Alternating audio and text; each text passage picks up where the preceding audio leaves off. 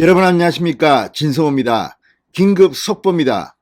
드디어 민주당의 송영길 대표가 전격 사퇴했습니다. 자, 방금 전 열린 비공개 민주당 최고위원회의에서 송영길 대표와 지도부는 총사퇴하기로 결정했습니다. 자, 오늘 해단식 때만 하더라도 송영길 대표는 이재명 민주당 후보가 거둔 그 퍼센테이지 득표율 그리고 표수를 이야기하면서 열심히 잘 싸웠다는 취지로 말하면서 당대표 사퇴 뜻이 있느냐 없느냐 논란이 일었습니다. 또 지방선거가 6월 1일 있습니다. 따라서 지금 송영길 대표와 지도부가 총사퇴하게 되면 이 공백을 어떻게 메울 거냐, 그래서 아마 사퇴하지 않을 수도 있다, 뭐 이런 이야기도 나왔습니다.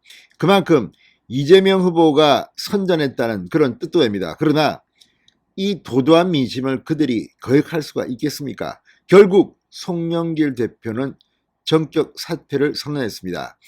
지금 민심을 아직도 잘 모르는 것 같습니다. 지금 이재명 후보가 석패를 했다, 표 차이가 얼마 안 난다는 것 때문에 민주당의 일부 인사들은 눈물을 흘리면서 도저히 이 현실을 용납할 수 없다.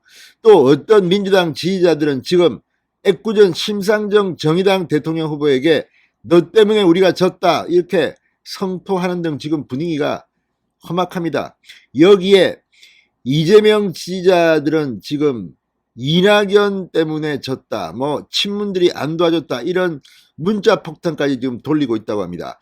민주당 사정이 스산합니다. 진성호의 융단 폭격 시작합니다. 더불어민주당을 융단 폭격합니다. 방송에 앞서 아직 진성호 방송에 구독자가 아니신 분은 붉은색 구독 버튼 눌러주십시오. 더 좋은 방송으로 보답하겠습니다.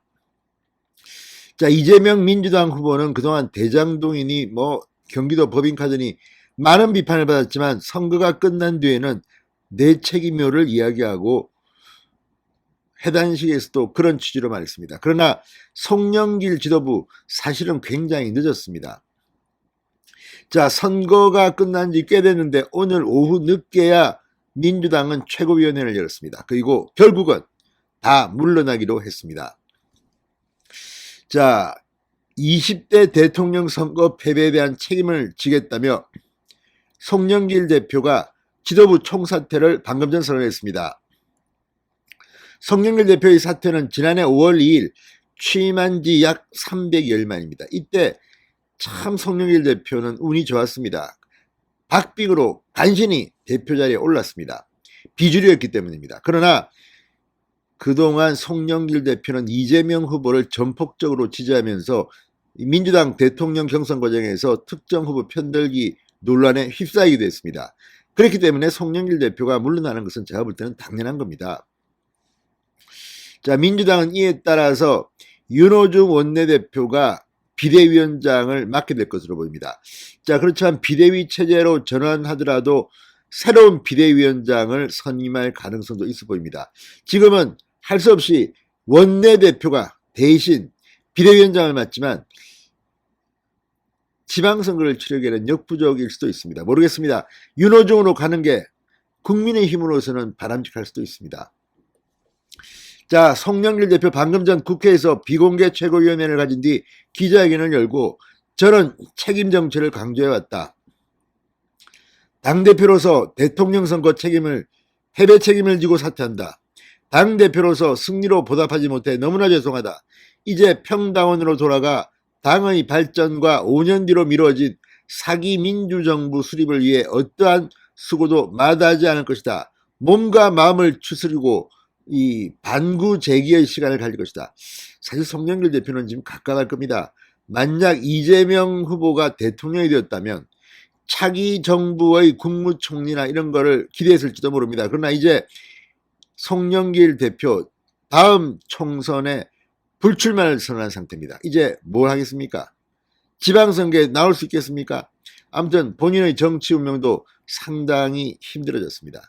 사실 선거 마지막 유세에서도 이재명 후보를 경제대통령 이명박 비슷한 발음으로 불러서 논란이 되기도 했고, 또 선거기간 내내 보여준 궤변은 참 마음이 불편했습니다. 그런 면에서 송영길 대표 본인도 앞으로 굉장히 힘들어질 것 같습니다. 송영길 대표는 이번 대통령 선거는 이 전례를 찾을 수 없을 만큼 치열했다. 이재명 후보도 고생했고 윤석열 당선인은 축하한다. 국민 통합에 애써주길 바란다. 이렇게 말했습니다. 자, 이 자리에는 김용민, 최강욱, 전해숙, 이동학, 김영배 최고위원, 김영호 비서실장, 고용진 수석대변인 등이 참석했습니다. 최강욱, 김용민, 김영배도 함께 가는군요. 자, 어쨌든 이처럼 지금 민주당 분위기는 사실 굉장히 좋지 않습니다.